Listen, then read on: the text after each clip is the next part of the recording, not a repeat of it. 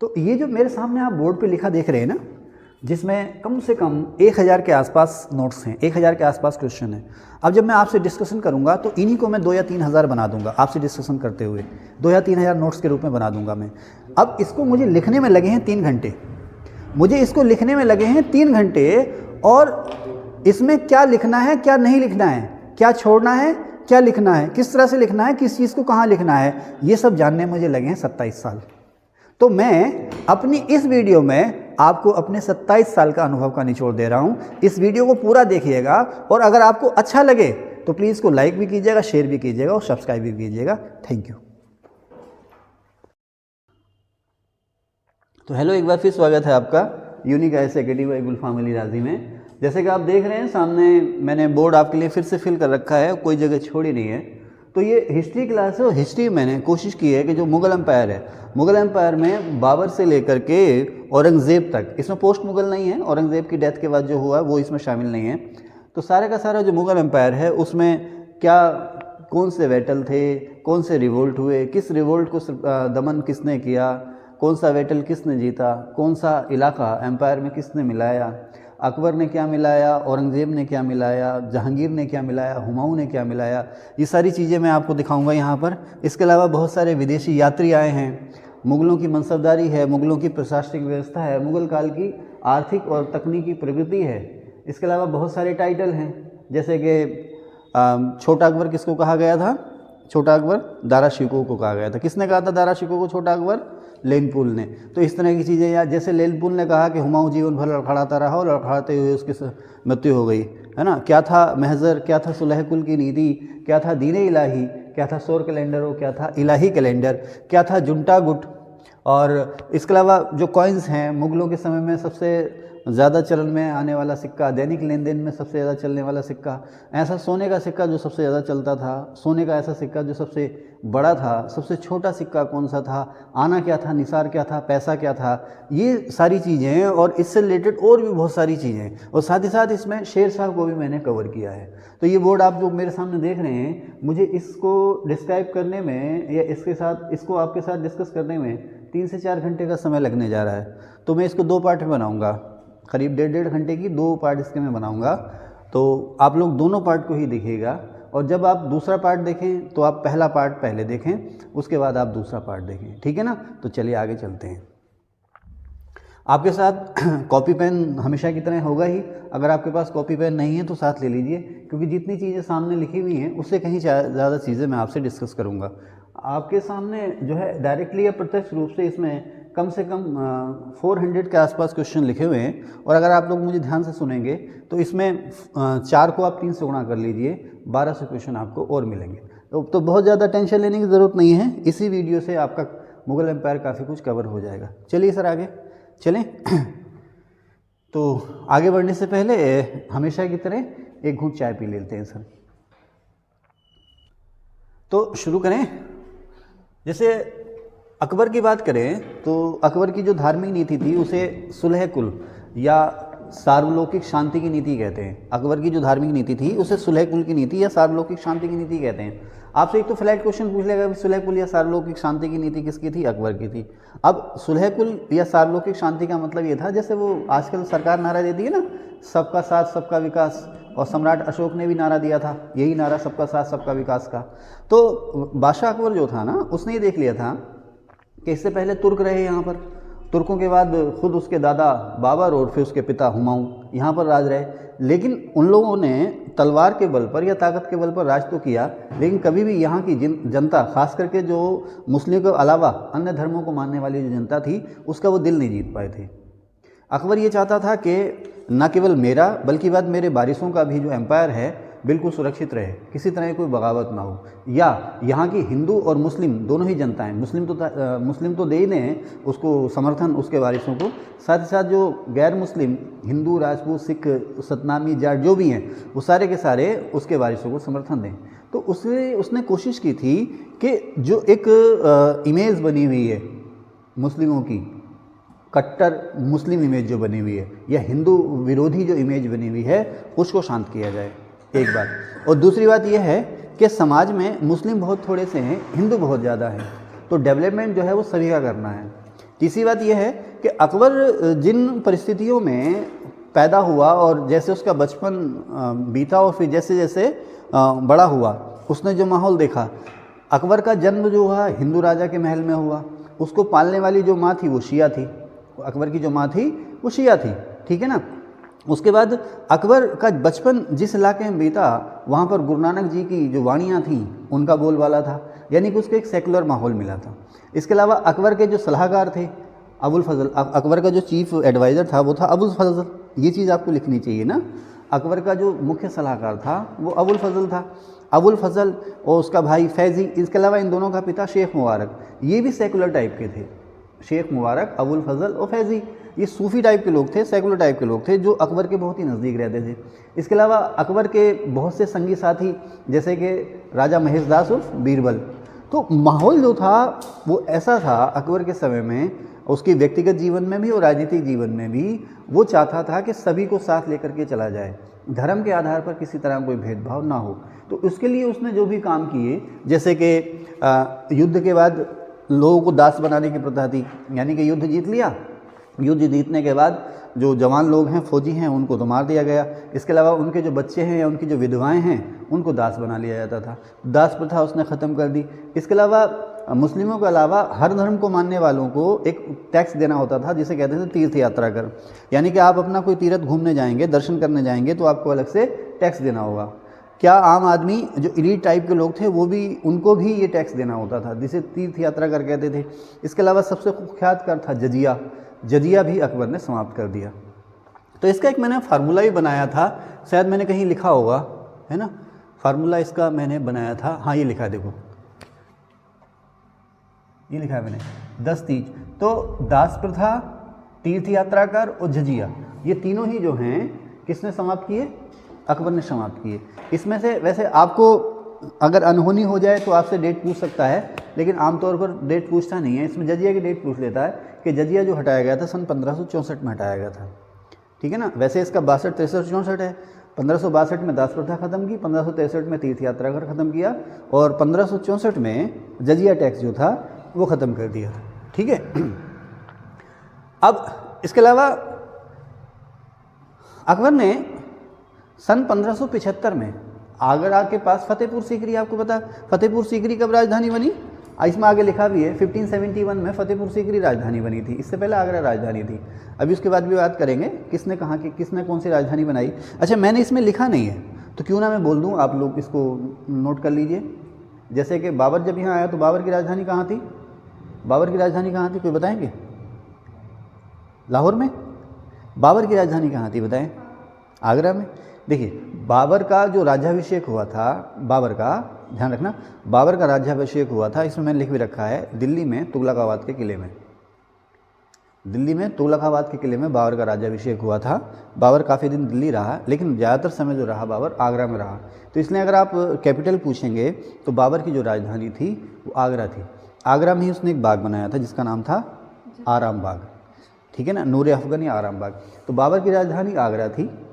हुमायूं की राजधानी जो थी कहाँ थी? आगरा की दिल्ली ना, हुमायूं की राजधानी भी आगरा ही थी। बाबर और हुमायूं दोनों की राजधानी आगरा थी। हुमायूं ने दिल्ली में निर्माण कार्य जरूर किए थे, दीन पनाह जैसे आप कहते हो, लेकिन इन दोनों की राजधानी जो थी वो आगरा ही थी। उसके बाद जहांगीर आया है, जहांगीर की राजधानी भी आगरा ही रही है। हुमायूं के बाद अकबर आया, अकबर की राजधानी आगरा रही। आगरा के बाद वो अपनी राजधानी 1571 में फतेहपुर सीकरी ले गया। 1571 में उसकी राजधानी बनी फतेहपुर सीकरी। फतेहपुर सीकरी के बाद अकबर की राजधानी लाहौर भी रही, अकबर की राजधानी इलाहाबाद भी रही। आई अकबर ने प्रयाग को नाम दिया था इलाहाबाद, तो अकबर की राजधानी इलाहाबाद भी रही, लाहौर भी रही अकबर की राजधानी, ठीक है ना। दिल्ली पहली बार राजधानी बनी थी शाहजहाँ के समय में। दिल्ली को पहली बार विधिवत मुगल एम्पायर की राजधानी बनाया था शाहजहाँ ने। उसके बाद दिल्ली ही मुगल एम्पायर की राजधानी रही, आराम से। उसके बाद दिल्ली ही मुगल एम्पायर की राजधानी रही, ध्यान रखना। उसके बाद औरंगजेब आता है, तो औरंगजेब ने साउथ इंडिया में ज़्यादातर समय गुजारा, तो उसने अपना साउथ इंडिया में हेडक्वार्टर बनाया था औरंगाबाद का। लेकिन उस समय भी मुगल एम्पायर की राजधानी दिल्ली ही थी। लेकिन औरंगजेब अपने जीवन के आखिरी 25-26 समय जो है वो साउथ में ही रहा, और साउथ में उसने अपना हेडक्वार्टर बनाया था औरंगाबाद को, ठीक है ना, समझ रहे? हाँ, तो राजधानी की बात कर रहे थे ना, आगे चलें। तो अकबर ने सन 1571 में फतेहपुर सीकरी को राजधानी बनाया था। अच्छा, ये फतेहपुर सीकरी किसकी याद में बनाया गया? शेख सलीम चिश्ती की याद में बनाया गया था। तो इसके बारे में मैं अलग से बात करूंगा, जब मकतब महल मदरसों की बात करूंगा ना तो अलग से लिखाऊंगा उसके बारे में। फिलहाल अपने मुद्दे में चलते हैं। तो 1575 में किया गया था, अकबर ने आगरा के किले में 2 इमारतें थी, दीवाने आम और दीवाने ख़ास, जिसे आप कहते हैं ना ड्राइंग रूम, या जिसे आजकल आप कह दोगे मीटिंग रूम या ड्राइंग हॉल या ऑडिटोरियम, इस टाइप का। ऐसे 2 बरामदे, ये बरामदे थे। आपने अगर आगरा किला गए हों, फतेहपुर सीकरी गए हों, तो आपने देखा हो एक बरामदे थे ये संगमरमर के, दीवाने आम और दीवाने ख़ास। आगरा के किले में भी है, फतेहपुर सीकरी में भी है, दिल्ली के किले में भी है, दीवाने आम और दीवाने ख़ास। दीवाने ख़ास वो हुआ जहाँ पर बादशाह अपने परिवार के लोगों के साथ या अपने खास लोगों के साथ बैठ करके डिस्कशन किया करता था, समय गुजारता था। दीवाने आम वो होता था जहाँ बादशाह दरबार लगाता था। दीवाने आम वो हुआ जहाँ बादशाह दरबार लगाता था। दीवाने खास जो था वो उसके खास लोगों की जगह, जैसे हम लोग अपने घर में रहते हैं ना, तो एक कमरा जो होता है वो हमारे पर्सनल इस्तेमाल के लिए होता है। हम लोग बैठते हैं ना, रिलैक्स करते हैं वहाँ पर, या हमारा कोई खास दोस्त आ गया, खास रिश्तेदार आ गया, है ना, खास करके फूफा या जीजा आ गए, तो वो तो जहाँ मर्जी वहाँ बैठेंगे ना। अब फूफा और जीजा को अगर आपने अपने दीवाने खास में नहीं बैठाया तो वो नाराज़ हो जाएंगे। उनकी नाराज़गी का असर बहन पे और फूफी पे पड़ेगा, है ना। फिर फूफी रोती हुई आएगी, भाई तुमने ये क्या फूफा को नाराज़ कर दिया, अब फूफा मुझसे ना बोल रहे, है ना, होता है ना। ओके, तो दीवाने आम समझ गए। तो दीवाने आम और दीवाने खास, चले मैं आगे। दीवाने आम और दीवाने खास। तो फतेहपुर सीकरी में दीवाने आम में अकबर जो था हफ्ते में एक दिन बहुत सारे धार्मिक विद्वानों के साथ बैठ करके डिस्कशन किया करता था, ठीक है ना।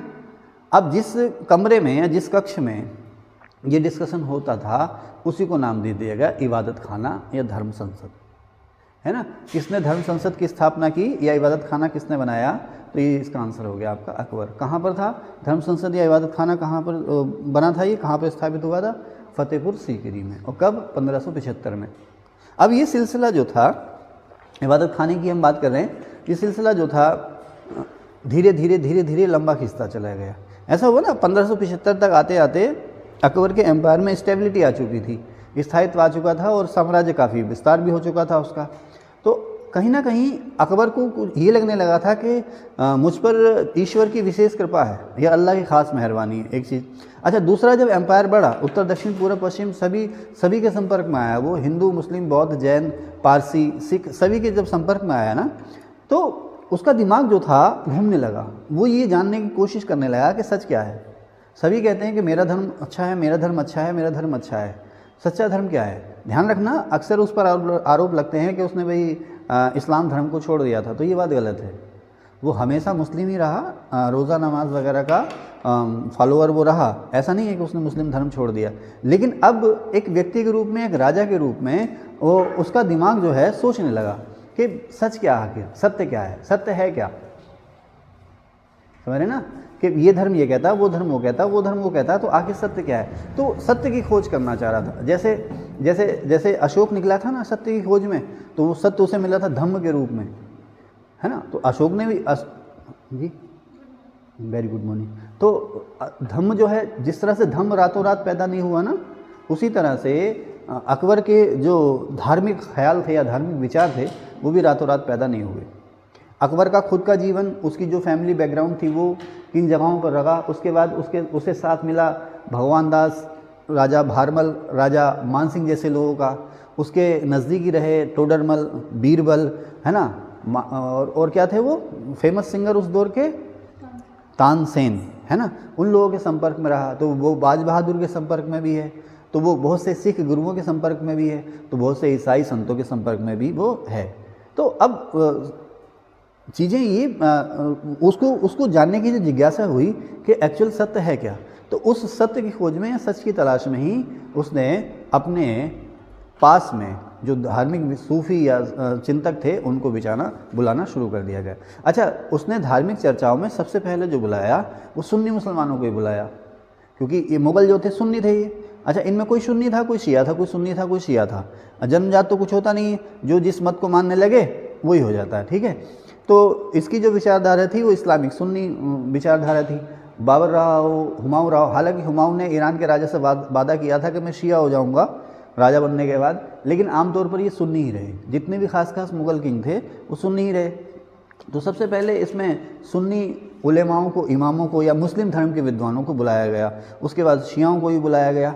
अब उसके बाद क्या है, इसमें जो है कि जो हिंदू संत हैं उनको भी बुलाया जा रहा है, तो उसमें फिर ईसाई संत जैसे कि फादर मानसिरात, एका बीबा, उनको भी बुलाया जा रहा है, पुरुषोत्तम और देवी को बुलाया जा रहा है, पारसी संत हैं दस्तूर जी, मेहर जी, उनको भी बुलाया जा रहा है। अभी उनके नाम मैं आपको दिखाऊंगा, मैंने लिख रखे हैं, उनको लिखो मत आप, मैंने यहाँ पे लिख रखे हैं, उन सबको बुलाया जा रहा है। लेकिन धीरे धीरे ये समझ में आ रहा है कि सभी धर्मों के जो संत हैं वो सभी जो हैं अपने अपने धर्म को बढ़ा चढ़ा करके पेश कर रहे हैं। अच्छा, इस डिस्कशन में उसके साथ अबुल फजल भी रहते थे, शेख मुबारक भी रहते थे, फैजी भी रहते थे। तो इन सब डिस्कशन से निकल के ये सामने आया कि भाई जो सच्चाई जो है वो हर धर्म में, हर धर्म सच्चा है, कोई धर्म झूठा नहीं है। कुछ कॉमन चीज़ें हैं जो हर धर्म कहता है, जैसे क्या कहता है कि ईश्वर एक है जो कि सबका है, ईश्वर एक है और सबका है। इसके अलावा झूठ मत बोलो, चोरी मत करो, हर धर्म कहता है ना। आपके पास में, आपके संपर्क में जो भी आते हैं, दोस्त सगे संबंधी जो भी आते हैं, सबके साथ अच्छा व्यवहार करो। तो वो कहता है भाई ये सारी कॉमन चीज़ें हैं जो सभी धर्मों में हैं। तो अब वो कहता है कि सभी धर्मों की जो अच्छी अच्छी बातें हैं उन सबको मिलाया जाए, एक नया धर्म चलाया जाए। क्योंकि हम लोग लड़ रहे हैं धर्म के आधार पर, तू हिंदू है, तू मुस्लिम है, तू सिख है, तू ईसाई है, इसके आधार पर हम लोग लड़ रहे हैं। इसके आधार पर ही साम्राज्य में दंगे भी हो रहे हैं, साम्राज्य में गुटबाजी भी हो रही है। तो क्यों ना ऐसा किया जाए कि सभी धर्मों की अच्छी अच्छी बातों को लेकर के एक नया धर्म चलाया जाए, और सभी उसको जब मानेंगे तो धर्म के आधार पर झगड़े नहीं होंगे। तो इसी का नतीजा था, अकबर ने एक नया धर्म शुरू कर दिया जिसको नाम दिया दीन इलाही। हालांकि B.A. स्मिथ जैसे थिंकर हैं, B.A. स्मिथ जैसे थिंकर हैं, वो दीन इलाही को कहते हैं अकबर की मूर्खता का स्मारक। दीन इलाही को B.A. स्मिथ ने कहा, मैंने आगे लिखा भी है, अकबर की मूर्खता का स्मारक। तो कोई कह रहा है कि दीन इलाही के द्वारा अकबर वो स्थिति पाना चाह रहा था जैसे ईसाई धर्म में पोप की स्थिति। आगे आ जाओ, यहाँ पे आ जाओ। जैसे ईसाई धर्म में पोप की जो स्थिति होती थी उस दौर में, पोप की उस दौर में जो स्थिति होती थी वो राजनीतिक मसलों के भी मुखिया होते थे और धार्मिक मसलों के भी मुखिया होते थे। किसी ज़माने में मुस्लिमों में खलीफा होते थे जो धर्म के मामले में, धरती पर धर्म के मामले में और ताकत के मामले में, यानी राजनीति के मामले में सबसे ऊपर होते थे। तो कुछ लोग कहते हैं कि अकबर जो था खलीफा और पोप जैसी स्थिति को पाना चाह रहा था। ईरान के लोग जो थे वो मुग़ल एम्पायर पर दावा करते थे, है ना। अकबर जो था दीन इलाही के माध्यम से ईरान से भी अपना संपर्क तोड़ना चाह रहा था। खैर वजह जो भी रही हो, है ना, लेकिन सर्वमान्य जो विचारधारा है वो ये है कि अकबर जो था विविधताओं से भरे हुए, धार्मिक, भाषाई, जातीय और सांस्कृतिक विविधताओं से भरे हुए समाज को, भारत जैसे समाज को एक सूत्र में पिरोना चाह रहा था, और उसी का एग्जाम्पल था दीन इलाही। तो खैर जो भी था, जैसे भी था। अब आपसे पूछेगा कि दीन इलाही का पुरोहित कौन था? अकबर था ना? हाँ बताएं, आप बताएं, दीन इलाही का पुरोहित कौन था? अबुल फजल। हाँ, दीन इलाही का जो पुरोहित था वो अबुल फजल था। और दीन इलाही का जो फॉर्मेट बनाया था, क्या होना चाहिए क्या नहीं होना चाहिए, देखो यहाँ पर दो सवाल आएंगे। महज़र का फॉर्मेट किसने बनाया और दीन इलाही का फॉर्मेट किसने बनाया? महज़र का और दीन इलाही का, यानी कि प्रारूप समझ रहे ना क्या है। महज़र का प्रारूप के बनाया था शेख मुबारक ने, और दीन इलाही का प्रारूप बनाया था अबुल फजल ने। अच्छा, ये शेख मुबारक जो थे अबुल फजल और फैजी के पिता थे। अबुल फजल जो था अकबर का मुख्य दरबारी सलाहकार था, और फैजी जो था वो अकबर का दरबारी कवि था, चीफ पोएट था वो। फैजी जो था वो अकबर का मुख्य दरबारी कवि था। ठीक है, आगे चलें। तो अब दीन इलाही की इसने जो शुरुआत की 1582 में, 1582 में, उसी के बाद अगले साल, मैंने इसमें लिखा नहीं, लिखना चाहो तो लिख लो, 1582 में दीन इलाही शुरू हुआ है, और 1583 में इसने एक नया कैलेंडर जारी किया है जिसका नाम है इलाही कैलेंडर। हिंदी में उसको बोल देते हैं इलाही संवत, इलाही कैलेंडर या इलाही संवत बोल देते हैं हिंदी में उसको। 1582 में दीन इलाही और 1583 में इलाही कैलेंडर उसने जारी किया। ठीक है, अब दीन इलाही जो धर्म है उसके 4 दर्जे थे, है ना, 4 अलग अलग कैटेगरी थी। तो 4 अलग अलग कैटेगरी जो थी कि भाई राजा को आपने समर्पित करना, क्या, अपना मान, अपना सम्मान, अपनी धर्म, अपनी संपत्ति, ये सब जो है कि समर्पित करना है। तो जो अपने चारों ये धर्म, संपत्ति, मान, सम्मान चारों राजा पे न्यौछावर कर देता था, उसे कहते थे भी 4 दर्जों का फॉलोअर या 4 दर्जों का शिष्य। ये था। अगर आपसे कभी पूछ लिया कि इसकी कितनी कैटेगरी थी, तो 4 कैटेगरी थी। दीन इलाही की। अब इसमें एक सवाल पूछता है कि भाई दीन इलाही धर्म को मानने वाला एकमात्र हिंदू कौन था? तो ये क्वेश्चन गलत है। क्वेश्चन ये है कि वैसे दीन इलाही धर्म जो था वो बहुत जल्दी फ्लॉप हो गया था और बाद में फिर अकबर ने भी कोई विशेष प्रयास उसको आगे बढ़ाने के लिए किया नहीं था। देखिए धर्म जो है ना, धर्म जो है, राजा कभी भी धर्म चला नहीं पाते हैं, और अगर राजाओं ने कोई नया धर्म चला भी दिया तो जब तक उनकी तलवार में जान रहती है तब तक वो धर्म रहता है, उसके बाद वो ख़त्म हो जाता। आपको पता है ये धर्म जो है महावीर स्वामी महात्मा बुद्ध थे, राजा थे ये, लेकिन उन्होंने राजपाट छोड़ा, राजपाट छोड़ के संन्यास ले लिया। उसके बाद इन्होंने एक नया धर्म चलाया है। हज़रत मोहम्मद रहे हों या गुरु नानक रहे हों या जीसस रहे हों, ये राजा नहीं थे साहब, ये राजा नहीं थे। तो अकबर की समझ में भी आ गया कि साहब कोई भी धर्म जो है वो जनता पर ज़बरदस्ती थोपा नहीं जा सकता। और दूसरा, हमारे समाज में जो धार्मिक मान्यताएं थी इतनी गहरे से थी कि रातों रात कोई ऐसी क्रांति नहीं हो सकती कि सिखों को, ईसाइयों को, मुस्लिमों को या हिंदुओं को अपना धर्म छोड़ करके दीन इलाही में जाने के लिए प्रेरित कर सके। तो खैर, पुरोहित इसका अबुल फजल था और दीक्षा जो दी जाती थी स्वयं अकबर के द्वारा दी जाती थी। हफ्ते में एक दिन रखा जाता था, जो भी इस धर्म में दीक्षित होना चाहता था वो अकबर के सामने आता था, अकबर को साष्टांग प्रणाम करता था, दंडवत प्रणाम जिसे कहते हैं, सजदा करता था। अकबर उठा के उसे अपने सीने पे लगाता था, उसके हाथ में एक, उसके सिर पे पगड़ी रखता था, हाथ में धागा बांध देता था, कुछ पढ़ फूंक देता था, और इसका दीन इलाही का नारा क्या था? अल्लाहु अकबर जल्ले जलालहू। यहाँ पर भी थोड़ी दिक्कत आई ना, है ना भाई। जैसे मुस्लिम धर्म में ला इलाहा इल्लल्लाह मुहम्मदुर रसूलुल्लाह, तो उसको कोई जल्दी से क्यों छोड़े? तो अब यहाँ पे इसका जो नारा आ गया था दीक्षा पे, अल्लाहु अकबर जल्ले जलालहू, है ना, जल्ले जलालहू। ठीक है साहब। तो खैर जो भी है, तो इसको ज़्यादा अप्रिशिएट किया नहीं। लेकिन अगर क्वेश्चन आया कि इसको मानने वाला एकमात्र हिंदू बीरबल था, तो ये क्वेश्चन गलत है। लोगों ने माना, हिंदू, मुस्लिम, सिख, ईसाइयों ने, सब ने इसको माना, लेकिन बहुत ज़्यादा उत्साह नहीं इसके प्रति प्रदर्शित किया। दीन इलाही के लिए लोगों ने बहुत ज़्यादा उत्साह या मोटिवेशन प्रदर्शित नहीं किया। अच्छा, मज़े की बात यह है कि अगर किसी ने दीन इलाही को मान भी लिया तो उसने अपना धर्म नहीं छोड़ा। कोई सिख हो, कोई ईसाई हो, कोई हिंदू या मुस्लिम हो, उसने अपना जो मूल धर्म है वो नहीं छोड़ा। ठीक है, राजा कह रहा है एक नई विचारधारा लेकर आए, मान लिया, तो आम आदमियों ने माना। अब जो प्रमुख हिंदू सरदार थे, जो खास हिंदू सरदार थे, उनमें से केवल बीरबल ने इसको माना। जो प्रमुख हिंदू सरदार थे उनमें से केवल बीरबल ने इसको माना था। क्वेश्चन अगर ये है तो ये सही आंसर इसका। लेकिन आमतौर पर ट्रेंड रहता है कि एक कौन सा एकमात्र हिंदू था, तो ठीक है बीरबल। लेकिन जो प्रमुख सरदार थे, प्रमुख हिंदू सरदार थे, उनमें से एकमात्र बीरबल ऐसा था जिसने दीन इलाही को माना था। राजा मान सिंह ने, राजा भगवान दास ने दीन इलाही को नहीं माना था, वो इसके लिए तत्पर नहीं हुए थे। तो खैर दीन इलाही फिर धीरे धीरे खुद ही ख़त्म हो गया था। और जो इलाही कैलेंडर शुरू किया था किसने? अकबर ने।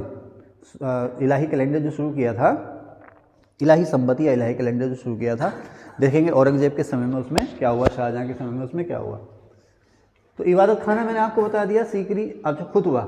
अब देखिए धीरे धीरे अकबर के जो धार्मिक इंटरेस्ट थे वो बढ़ते गए। अच्छा, होता क्या था ना, अकबर चाहता था कि एक धर्मनिरपेक्ष राज्य की स्थापना हो जाए, यानी कि धर्म और राजनीति बिल्कुल अलग हो जाए। आप देखें, चाहे वो आप देखें ना, सल्तनत काल में कितने तुर्क राजाओं ने यहाँ पर राज किया, तो सभी क्या कहते थे? खलीफा का प्रतिनिधि। अपने आप को क्या कहते थे? खलीफा का प्रतिनिधि। तो अक्सर धर्म युद्ध के नारे दिए गए, जिहाद के नारे दिए गए, है ना। अक्सर ये कहा गया कि भाई भारत को जो है इस्लाम का देश बना देंगे, इस तरह के नारे चलते रहे नहीं चलते रहे। बीच बीच में कुछ अच्छे मौके भी आए, जैसे कि मोहम्मद बिन तुगलक, अलाउद्दीन खिलजी, इन्होंने कोशिश की थी, हल्की कोशिश की थी कि राजनीति जो है धर्म से अलग रहे या सेकुलर स्टेट बने, लेकिन कामयाब हो ना पाए। इन्हें जो अपने धर्म के लोग थे, जो मुस्लिम धर्म के लोग थे, उन्हीं को साथ लेकर के चलना पड़ा और उन्हीं के फेवर में पॉलिसीज़ बनानी पड़ी, क्योंकि अल्पसंख्यक थे और बहुसंख्यक हिंदू जाति थी, है ना। तो अकबर जब आया तो उसने एक्चुअली वास्तव में कोशिश की कि धर्म और राजनीति अलग हो जाए। लेकिन अब जो परंपरागत रूप से जो इमाम और उलेमा थे या मुस्लिम जो धर्म गुरु थे, उनका दखल रहता था राजनीति में भी। धार्मिक मामलों में तो सर्वे सर्वा थे ही, धार्मिक मामलों में उनके वर्चस्व को कोई भी चुनौती देने को उत्सुक नहीं था।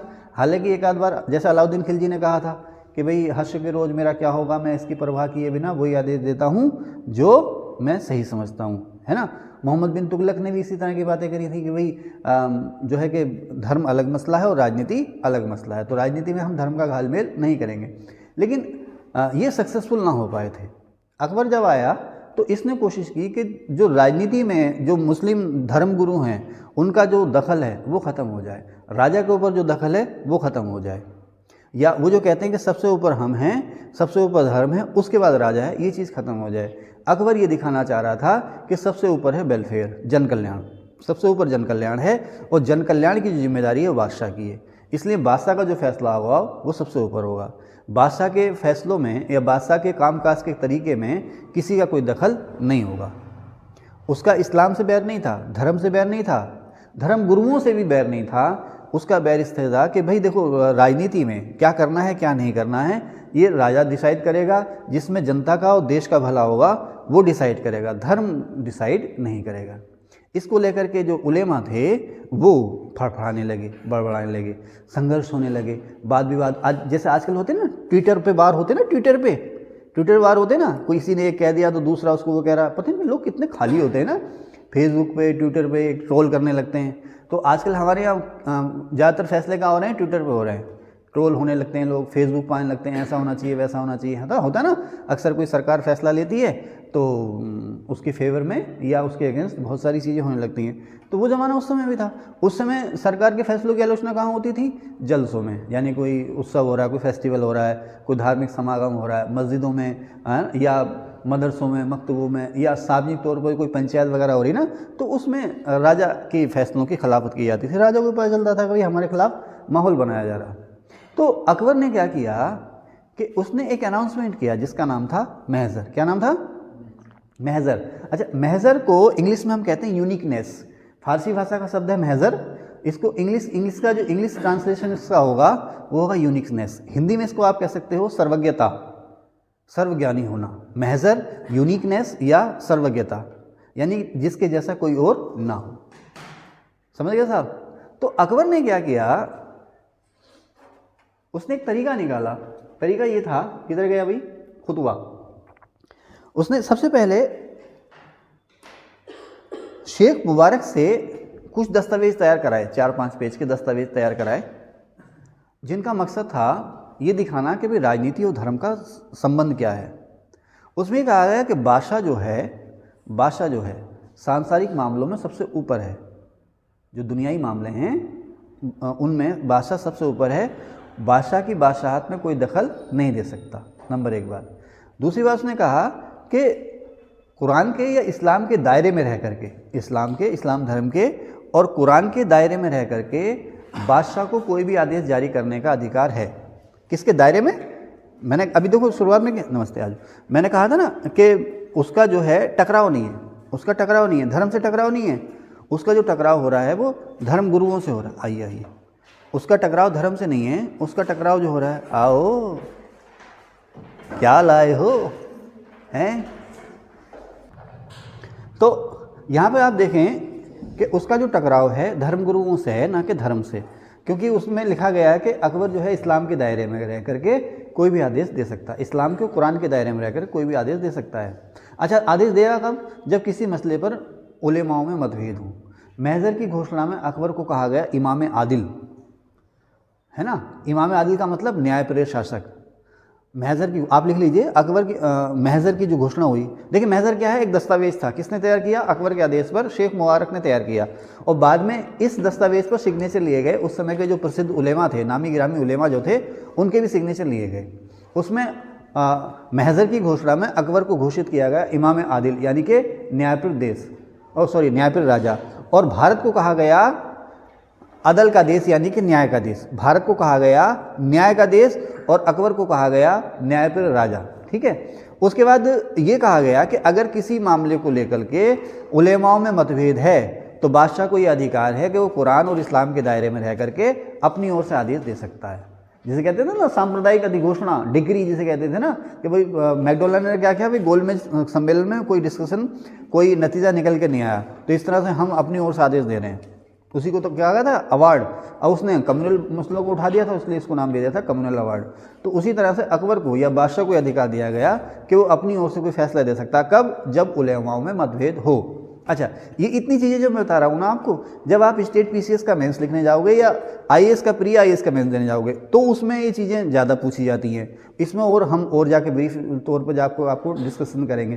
फिलहाल आपसे वनडे एग्ज़ाम में या स्टेट पीसीएस एग्ज़ाम में इससे ज़्यादा नहीं पूछेगा कि महज़र क्या था, किसने शुरू किया, कब शुरू किया, इसका प्रारूप किसने बनाया था, शेख मुबारक ने बनाया था, ठीक है ना।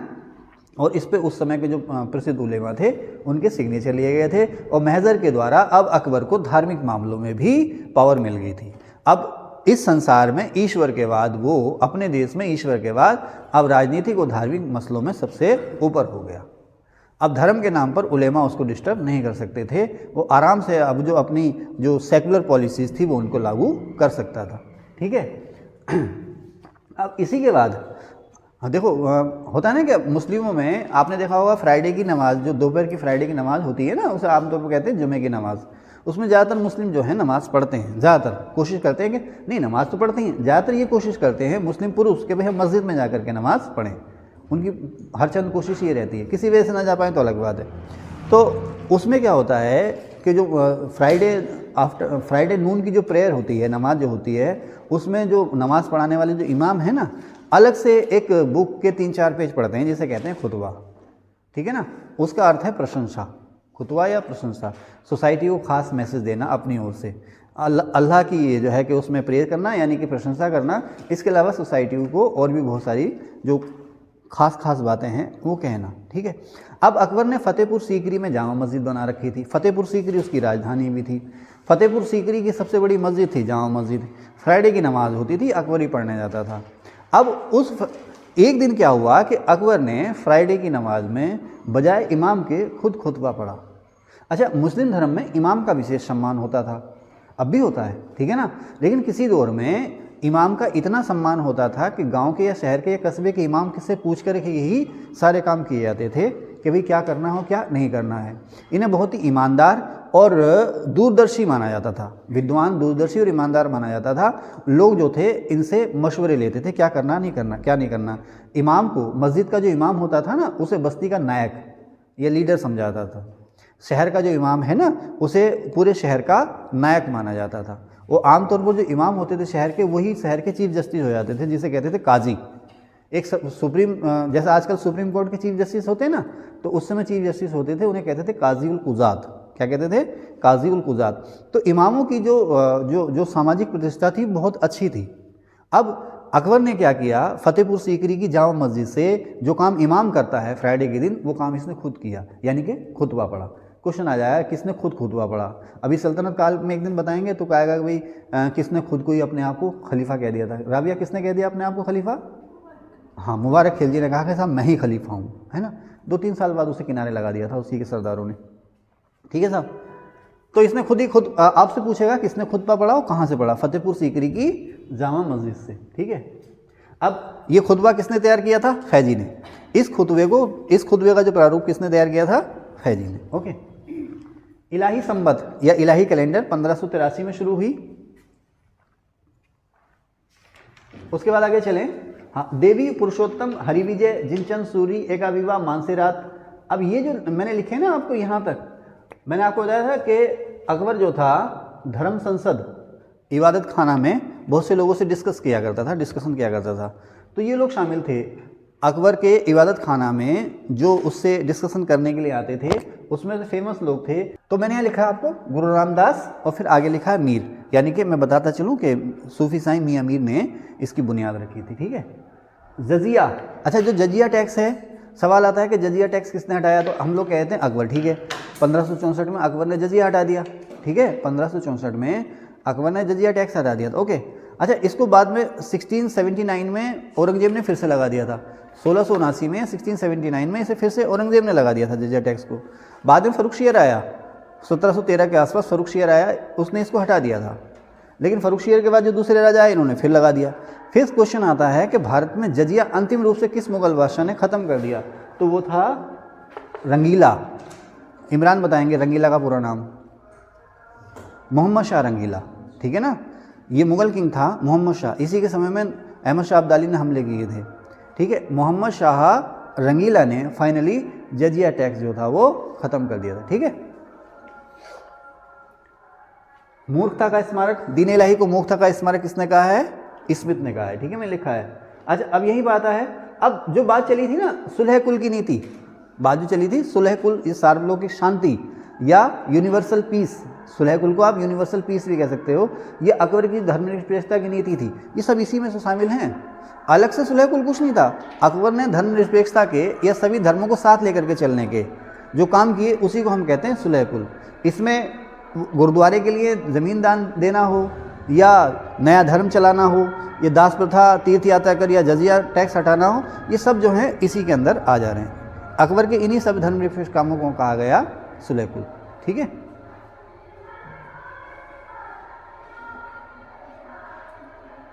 अब जमी बोस सजदा चाहत, जमी बोस का मतलब क्या है? राजा के सामने आप आएँ, राजा के सामने आप आएँ, झुके और झुक करके उसको चूमें, उसके हाथों को भी चूमें और पैरों को भी चूमें, ये था साहब जमी बोस, इसी को कहते थे सजदा। दरबार में जमी बोस और सजदा ये अकबर ने शुरू किया। हालांकि इससे पहले बलबन शुरू कर चुका था कि जो बादशाह के सामने आप आओगे, सुल्तान के सामने आप आओगे तो जो है उसको झुक के दंडवत प्रणाम करोगे। बाद में ये रिवाज खत्म हो गया तो अकबर ने फिर से इसको दरबार में लागू किया था, सजदा और जमी बोस, ठीक है ना। सबसे ध्यान रखना, एक आता सजदा और पैबोस, तो ये सबसे पहले बलबन ने शुरू किया था।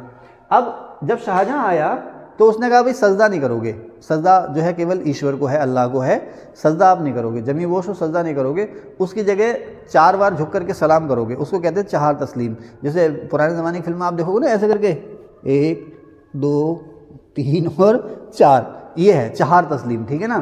तो उसकी जगह ये करोगे और ऐसे करके पीछे हट जाओगे, बादशाह को पीठ नहीं दिखानी है, ऐसे करके हट जाओगे, ऐसे करके, ठीक है, प्रोटोकॉल था उसका।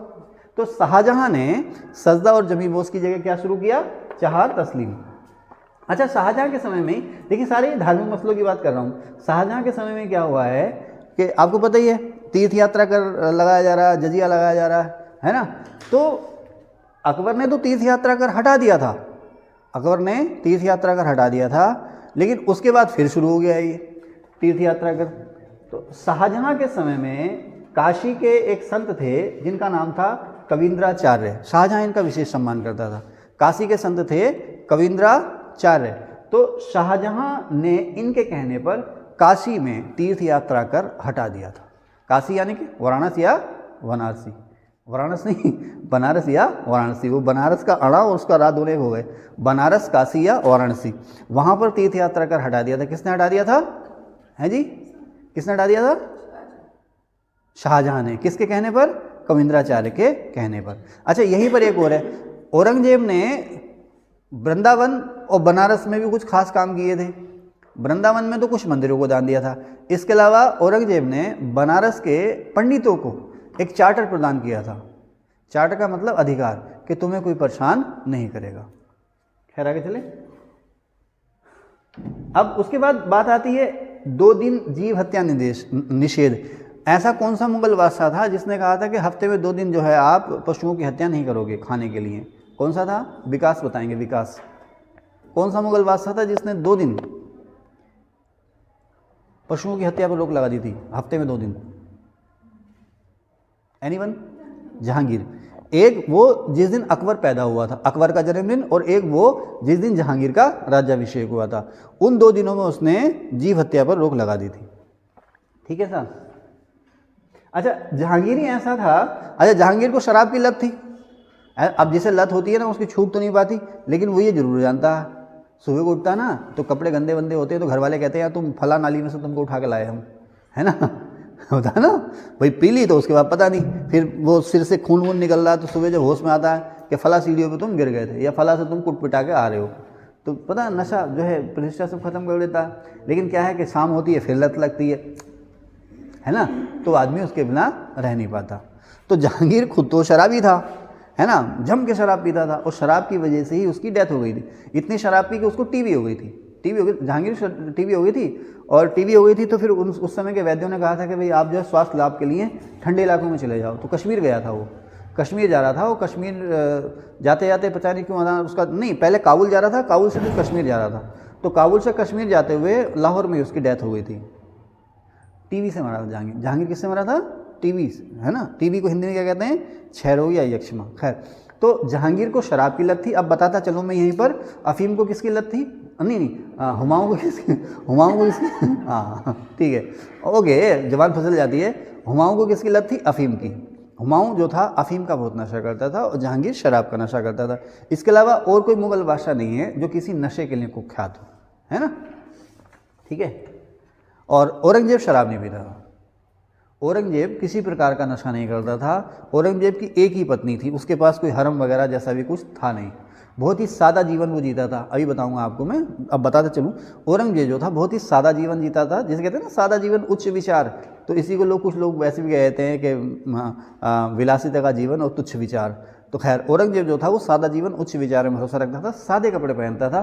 दरबार में जो सोने चांदी के या महंगे महंगे पर्दे होते थे ना, उसने सबको हटा दिया था, सादगी को अपना लिया था। अच्छा, कुछ लोग ये कहते हैं कि भाई, मतलब मैं कह रहा हूँ ऐसा, कुछ लोग ये कहते हैं कि वो उस किंवदंतियाँ ना कि जब तक वो एक मन सूत नहीं उतार लेता था, अर्थात इतने लोगों को वो कन्वर्ट नहीं कर लेता था, तब तक खाना नहीं खाता था। ये सब बेकार की बातें।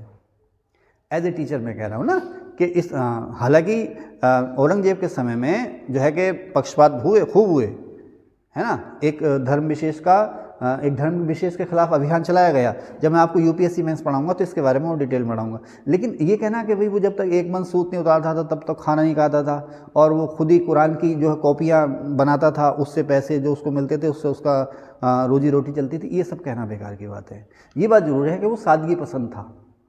और आजकल जैसे कहते हैं ना, संसद ने FRBM एक्ट पास कर रखा ना, क्या FRBM एक्ट क्या कहता है कि सरकार अपने खर्चों को कम करे, सरकार अपने खर्चों को कम करे ताकि दिवाला न निकले।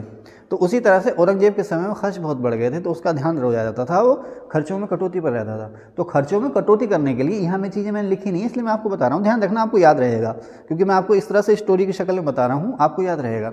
तो खर्चों में कटौती करने के लिए उसने क्या किया कि दरबार में जितने मुनीम होते थे, मुनीम समझ लें लिखने वाले, है ना, जिसे आजकल का आप सचिवालय कह सकते हो, जो आज का सचिवालय है ना, तो उसके दरबार में जितने भी कर्मचारी होते थे उनको सोने चांदी के कलम और दवात यानी इंकपॉट और पेन की जगह मिट्टी के इंकपॉट दिए गए और लकड़ी के कलम दिए गए, इनसे लिखो भी। इसके अलावा दरबार में जो सोने चांदी की रेलिंग होती है ना, सीढ़ियों पे इधर सोना लगा हुआ, चांदी लगा हुआ, वो सब हटा दिया, है ना। महंगे महंगे पर्दे दरबार में वो भी हटा दिए।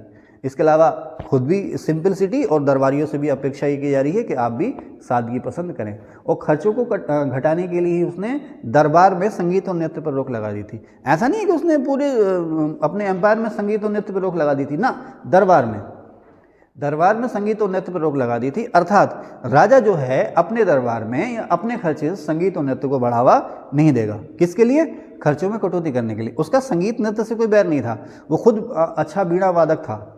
औरंगजेब जो था खुद बहुत अच्छा बीड़ा वादक था, उसका संगीत नृत्य से कोई बैर नहीं था, लेकिन वो ये चाहता था कि इस पर दरबार में पैसा खर्च ना हो, इसलिए उसने रोक लगा दी थी इस पर। तो बाद में फिर संगीतकारों और नर्तकों ने इसका विरोध किया था, जुलूस निकाला, जैसे आजकल करते ना, हाय हाय हाय हाय हाय करते ना आजकल, तो विरोध किया था। तो उसने इस विरोध का जवाब देते हुए कहा था कि संगीत को इतना गहरा दबा दिया जाए, इतना गहरा दफन कर दिया जाए कि इसकी आवाज़ भी बाहर सुनाई ना दे। ठीक है ना, सुने ना, संगीत से विरोध नहीं था, दरबारी संगीत से विरोध था। अब क्या है ना, इतिहास की तरह पढ़ा जाए, इतिहास को इतिहास की तरह लिखा जाए तो सही बातें सामने आती हैं। और जब भी इतिहास को पढ़ते हो लिखते हुए हम पे बायसनेस हावी हो जाती है तो फिर मामला गड़बड़ हो जाता। क्योंकि हजार साल पहले जो बातें हुई वो 1000 साल पहले की बातें हम नई पीढ़ी को आप तोड़ मरोड़ के पेश करोगे तो बड़ा खतरा है साहब उसका, है ना। चलें साहब, तो कहाँ थे? हाँ, तो यहीं पे बात आई, मैंने यहाँ पे लिखा भी है, तो जब बात आई है तो मैं बताता चलूँ आपको कि औरंगजेब को बीड़ा बजाना, औरंगजेब जो था बीड़ा बजाना पसंद करता था, रावण भी बीड़ा बजाना पसंद करता था, रावण, ध्यान है। तो यहाँ पर आप रावण और औरंगजेब में आप समानता कर सकते हो, रावण भी और बीड़ा बजाना पसंद करता था, औरंगजेब भी। और दुनिया का सबसे पुराना वाद्य यंत्र भी जो है वीणा ही है, दुनिया का सबसे पुराना वाद्य यंत्र वीणा, उसके बाद ढोल। सिंधु घाटी सभ्यता में देखा ना, मोरों पे ढोल जैसी आकृति लगी हुई है, ढोल या मृदंग जैसी आकृति बनी हुई है। आइए, ठीक है, तो वालेकुम सलाम, तो बनी हुई देखते हैं आप ना, है ना।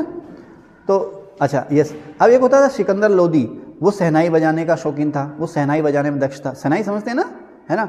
सिकंदर लोदी शहनाई बजाने में दक्ष था। औरंगजेब कौन सा वाद्य बजाने में दक्ष था? नगाड़ा या नक्कारा, नगाड़ा या नक्कारा। औरंगजेब बोल दिया, आई एम सॉरी, अकबर जो था मेरी जुबान लड़खड़ाने लगी, मैं एक पुट चाय पी लेता हूँ, फिर हिल गया। तो खैर, तो कहाँ थे भैया? जैसे मैं क्या बता रहा था आपको, सिकंदर लोदी को शहनाई बजाना पसंद था, अकबर को नकारा या नगाड़ा बजाना पसंद था, और औरंगजेब को वीणा बजाना पसंद था, है ना। अच्छा, एक शाहजहाँ है, शाहजहाँ को शहनाई सुनना पसंद था, शाहजहाँ को शहनाई सुनना पसंद था। और एक बार सवाल आया है कि शाहजहाँ का सबसे प्रिय राग कौन सा था? शाहजहाँ का सबसे प्रिय राग ध्रुपद। कौन सा? राग ध्रुपद। राग ध्रुपद जो था वो बड़े शौक से सुनता था। अच्छा, यहीं पर एक सवाल हो रहेगा, हालांकि पोस्ट मुगल में पढ़ेंगे कि किस मुगल बादशाह ने उर्दू कविता, जिसे आपके गज़ल कहते हैं, उसको बढ़ावा दिया, या पहली बार किस मुगल किंग ने उर्दू गज़ल या उर्दू कविता को संरक्षण दिया? बताएं। हैं ना? मोहम्मद शाह रंगीला। मोहम्मद शाह रंगीला ने इसको बढ़ावा दिया था, और ये अपने पीक पर पहुंच गई थी जफ़र के समय, बहादुर शाह जफ़र के समय में। खैर, आगे चलें। लेनपुर, ये मैंने लिखा 12 आदेश। जहांगीर ने सिंहासन पर बैठने के बाद 12 आदेश निकाले थे, अलग अलग 12 आदेश या 12 आज्ञाएँ निकाली थी, जो कि जन कल्याण या पब्लिक वेलफेयर के लिए थी, जहांगीर ने। ठीक है। फिर लेनपुल ने कहा है कि हुमायूं जीवन भर लड़खड़ाता रहा और लड़खड़ाते हुए उसकी मृत्यु हो गई। ठीक है ना। इसी ने कहा है कि उसके हुमायूं के नाम का अर्थ है भाग्यशाली। हुमायूं के नाम का अर्थ क्या है? भाग्यशाली। लेकिन उससे ज़्यादा दुर्भाग्यशाली सुल्तान बहुत कम ही हुए हैं। दारा को लेनपुल को दारा ने छोटा अकबर या लघु अकबर कहा है। क्यों कहा है? क्योंकि जो अकबर की सोच थी ना, सभी को साथ लेकर के चलने की या यूनिवर्सल पीस की, वही सोच जो थी वो दारा शिकोह की। और इसी चीज़ का फ़ायदा उठाया था औरंगजेब ने।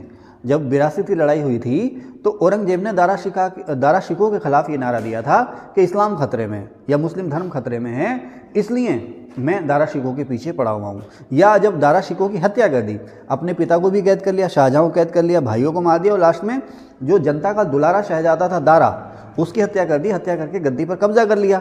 तो लोगों को ये कहकर बुलाया, जो धर्म गुरु थे उनको ये कह करके अपने फेवर में लिया कि साहब इस्लाम खतरे में था। अगर दारा को सुल्तान बना देते हैं या बादशाह बना देते हैं तो धीरे धीरे हिंदुस्तान से इस्लाम का नाश हो जाएगा। तो लोगों के पॉलिटिकल प्रोपेगेंडे होते हैं, ऐसा कुछ था नहीं। अगर दारा शिकोह भारत का बादशाह बनता तो आज भारत का इतिहास कुछ और होता। जो पॉलिसी अकबर थी सबको साथ लेकर के चलने की, अकबर के बाद शाहजहाँ के समय में उसमें जो है कि क्या कहते हैं ना, झुकाव आ गया था, या विक्षेपण कह लें या डेविएशन कह लें, वो औरंगजेब ने उसको बिल्कुल पलट दिया था। अगर दारा शिकोह बादशाह बनता तो आज भारत का इतिहास कुछ और होता। ठीक है ना। शायद भारत का विभाजन भी ना होता, क्योंकि जो धार्मिक कट्टरता और धर्म के आधार पर जो भेदभाव हमें धीरे धीरे पड़ते गए, उसी का फ़ायदा अंग्रेज़ों ने उठाया, उसी का फ़ायदा जिन्ना ने उठाया। जिन्ना ने कहा भाई मुस्लिमों के लिए अलग देश चाहिए, तो वो जो एक विचारधारा भरी चली आ रही है ना, जहरीली, तो उसी का फ़ायदा इन जैसे लोगों ने उठाया और भारत के टुकड़े हो गए। नहीं तो आज आप देखें ना, अखंड भारत अफ़गानिस्तान से बांग्लादेश तक होता तो दुनिया की आप देखें भारतीय क्रिकेट टीम में फिर शाहीन शाह अफरीदी भी होते, और फिर कौन से, रोहित शर्मा भी होते, बाबर आजम तो ना होते। बाबर आजम तो अच्छा खिलाड़ी नहीं है मेरे ख्याल से, बहुत धीरे खेलता है, टुक टुक टुक टुक आज के ज़माने में ना। तो शाहीन अफरीदी भी होते, रऊफ भी होते, है ना, तो विराट कोहली भी होते, रोहित शर्मा भी होते, तो हम हारते किसी से? फिर भी आ जाते। क्यों? क्योंकि कभी कभी ऑस्ट्रेलिया को भी हॉलैंड ने हरा दिया, और उसी पाकिस्तान को अफगानिस्तान ने धो दिया। क्या कर दिया? धो दिया। चलिए भी आगे, तो जस्ट मजाक कर रहे हैं। तो दारा को छोटा अकबर किसने कहा है? लेनपुल ने कहा है। अच्छा, पुनः हिजरी संबत किसने? औरंगजेब ने। हिजरी कैलेंडर जो अकबर ने चलाया था, उसके बाद में इस हिजरी कैलेंडर का चलन जो है वो ख़त्म हो गया था। औरंगजेब ने इस हिजरी कैलेंडर को फिर से लागू कर दिया था। आप कुछ कहना चाह रही हैं? ठीक है। औरंगजेब ने ही 1679 में फिर से जजिया टैक्स लगा दिया था। जो जजिया टैक्स मैंने बताया था, जजिया आपको बता चुका हूँ। सबसे पहले किसने लगाया जजिया? जिसने भी लगाया हो, सबसे पहले हटाया अकबर ने, उसके बाद फिर लग गया ये औरंगजेब ने 1679 में लगा दिया। फर्रुखशियर ने हटाया इसको, फाइनली इसको ख़त्म किया था मोहम्मद शाह रंगीला ने। औरंगजेब ने आगरा में चर्च बनाने की परमिशन दी ईसाइयों को। औरंगजेब ने क्या किया था? सिक्कों पर कलमा खुदवाना बंद कर दिया। कलमा समझते ना इस्लाम धर्म में, वो ला इलाहा इल्लल्लाह वाला, वही वाला ला इलाहा इल्लल्लाह मुहम्मदुर रसूलुल्लाह, ये कहते हैं कलमा। ठीक है ना। तो सिक्कों पर कलमा खुदा रहता था। तो औरंगजेब ने इस पर रोक लगा दी थी। तर्क ये दिया था कि ये सिक्के जो हैं कहीं भी जाते हैं, मैले कुचैले गंदे हाथों में पता किसी परिस्थिति में पड़े रहते हैं, तो इन पर कलमा खुदा होना ये धर्म के नज़रिए से सही नहीं है, धर्म का अपमान है एक तरह से। तो उसने सिक्कों पर कलमा खुदवाना बंद कर दिया था, कलमा छपवाना बंद कर दिया था सिक्कों पर। इसके अलावा उसने दरबार में नौरोज़ का जो त्यौहार था वो मनाना बंद कर दिया था। देखिए, नौरोज़ का त्यौहार भारत में सबसे पहले जो शुरू किया था दरबार में, किसने शुरू किया था आप बताएं? कीर्ति बलबन ने, है ना। हाँ, फिर धीरे धीरे इसका चलन खत्म हो गया। फिर अकबर आता है तो अकबर ने इसको फिर से दरबार में सार्वजनिक रूप से मनाना शुरू कर दिया, नौरोज़ के त्यौहार को। फिर औरंगजेब ने क्या किया था, दरबार में नौरोज़ का त्यौहार मनाना बंद कर दिया था कि साहब ये इस्लाम विरोधी है, ठीक है। इसके अलावा संगीत पर इसने रोक लगाई थी, वो मैंने आपको बता दिया। औरंगजेब ने सती प्रथा को रोकने का प्रयास किया था। अकबर ने भी प्रयास किया था, पुर्तगालियों ने भी प्रयास किया था सती प्रथा को रोकने का, लेकिन ये लोग सक्सेसफुल ना हो पाए थे। इसके अलावा एक होता था झरोखा दर्शन, जैसे आजकल होता है ना, बहुत से बम्बई में जाते हैं ना, हम लोग सुनते हैं किस्से कहानियों में कि लोग जाते हैं वहाँ अमिताभ बच्चन जी के और शाहरुख खान साहब या वो दूसरे सेलिब्रिटी जो हैं उनके बंगले के सामने खड़े हो जाते हैं उनकी झलक देखने के लिए। वो आते हैं, वो हाथ हिलाते हैं, है ना, आके चले जाते हैं। तो यही हुआ झरोखा दर्शन। तो झरोखा दर्शन जो शुरू किया था अकबर ने शुरू किया था। क्या था ये झरोखा दर्शन? होता क्या था कि रोज़ सुबह को अकबर फजर की नमाज़ पढ़ने के बाद, फजर समझते हैं ना, सुबह की जो नमाज़ होती है, रोज़ सुबह अकबर नहा धो के तैयार होकर फजर की नमाज़ पढ़ने के बाद अपने महल की खिड़की पर आता था, खिड़की पर आकर के पर्दा हटाता था और बाहर जो खड़े हुए लोग थे उन्हें दर्शन देता था। इसे कहते थे झरोखा दर्शन। तो अकबर की शक्ल देख करके लोग अपना कामकाज शुरू कर देते, ऐसी मान्यता थी वहाँ पर आसपास।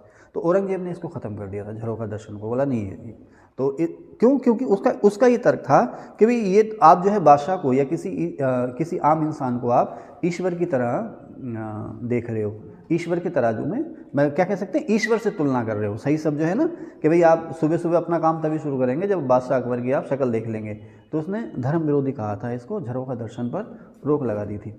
इसके अलावा मैंने यहाँ लिखा है तुलादान। तुला माने तराजू, है ना। आजकल होता है ना, नेता लोग होते हैं ना, अब इलेक्शन होगा ना तो नेता आएंगे वोट मांगने के लिए, तो नेताओं को तोला जाएगा, अगर इतने किलो लड्डुओं से तोल दिया, है ना, भारी नेता तो भारी लड्डू, ज़्यादा लड्डू चलते हैं ना, तोला जाता ना भाई। उनके क्षेत्रीय छत्रप जो होते हैं लड्डुओं से तोलते हैं, वो फिर चर्चाएँ आती हैं कि उनको लड्डू से तोल दिया। अब सिक्कों से तो खैर नहीं तोला जाएगा, है ना।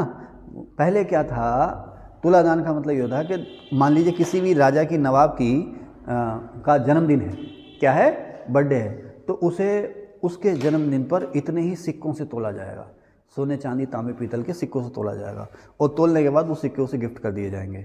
तो औरंगजेब ने इस प्रथा पर रोक लगा दी थी, तुलादान प्रथा। ये खास करके राजपूतों में चलन में थी।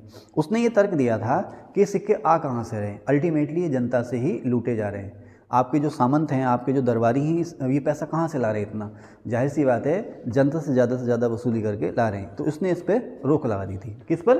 तुलादान पर। तो खैर उसने देखो अच्छे काम भी किए हैं। आगरा में चर्च बनाने की परमिशन दी है, कलमा खुदवाना बंद कर दिया सिक्कों पर, नौरोज़ का त्यौहार उसने बंद कर दिया है, इस्लाम की फेवर में था ये। संगीत पर जो रोक लगाई है, वो जो खर्च था, दरबार का जो खर्च था उसमें कटौती करने के लिए रोक लगाई है। सती प्रथा को रोकने का उसने प्रयास किया है, झरोखा दर्शन बंद कर दिया है, तुलादान ख़त्म किया है। इसके अलावा एक और शब्द है मोहतसिब। मोहतसिब को आप कह सकते हो सदाचार निरीक्षक। इसका मतलब ये था कि ये एक अधिकारी था जो औरंगजेब ने अपॉइंट किया था, मोहतसिब नाम का अधिकारी। इसका ये काम था कि वो भैया अपने इलाके में घूमता रहे और देखता रहे कि लोग जो हैं अनैतिक काम ना करें, जुआ, शराब, व्यभिचार, है ना, इस तरह के काम ना करें। इस तरह के कामों पर रोक लगाने के लिए उसने एक नया अधिकारी नियुक्त किया था जिसका नाम था मोहतसिब। इसके अलावा उसने जो है कि कुछ धर्मनिरपेक्ष कानून जारी किए थे, यानी कि ऐसे कानून जारी किए थे जो हिंदू मुस्लिम सभी पर एक समान रूप से लागू होंगे, जिसका नाम दिया गया था जवाबित। 12 आदेश किसने जारी करे थे? जहांगीर ने, जनता की भलाई के लिए। जवाबित किसने जारी किए? औरंगजेब ने। और सोनू भाई, सोनू, प्रियंका, 4 अध्यादेश के लिए कौन फेमस है? 4 नाइट्स, रुक जाओ, 4 अध्यादेश के लिए कौन फेमस है? अकबर। वो तो दीन इलाही के 4 दर्जे थे, 4 अध्यादेश के लिए कौन फेमस है?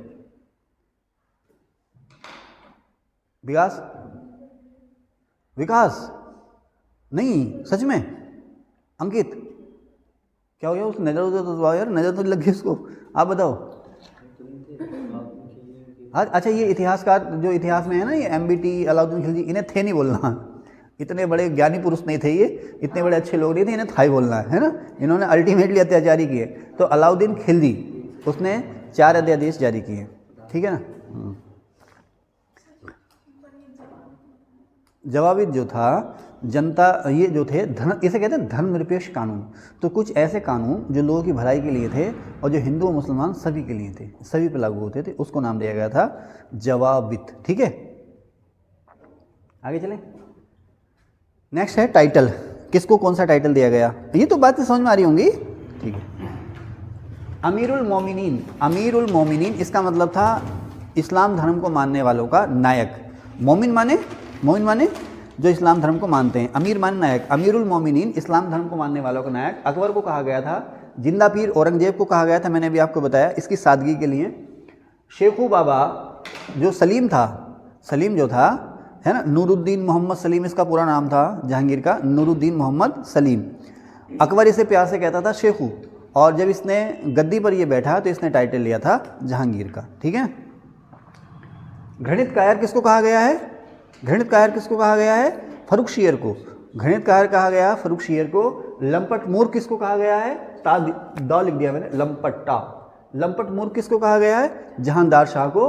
और शाह बेखबर किसको कहा गया है, मोहम्मद शाह रंगीला को। अभी मैं पोस्ट मुगल पढ़ाऊंगा ना तो उसमें बताऊंगा मैं आपको, ठीक है। उसके बाद आता कलंदर। कलंदर किसको कहा गया है, बाबर को। Very good. जब बाबर ने पानीपत की पहली लड़ाई जीती थी, वो दिल्ली में तख्त पर वो बैठा, तो उसने काबुल शहर के हर निवासी को एक एक चांदी का सिक्का दिया था इस खुशी में। तो उसके बाद काबुल के लोगों ने उसको कहा था कलंदर, ठीक है। इमाम आदिल, आप कुछ कह रही हैं, इमाम आदिल जो है महजर में, आप कुछ कह रही हैं, बताएं कुछ कह रहे हैं आप।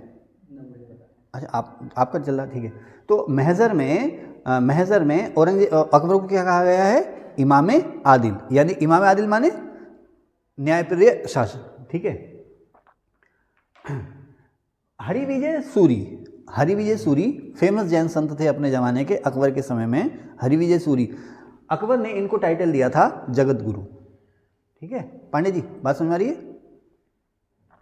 राजा एंड कविराज, तो बात समझ में आ रही है। तो अकबर, पांडे जी आप ये बताओ कि अकबर ने कविराज और राजा का टाइटल कैसे दिया था, अकबर ने। आप शांत हो जाओ। हाँ भाई अकबर, हमारे 2 चेले हैं, अकबर इकबाल, देख रहे हो ना। हाँ गुरुजी में अभी भी पूरा वही जोश बाकी है, बल्कि और बढ़ गया। हाँ भाई बताएं, नहीं पता।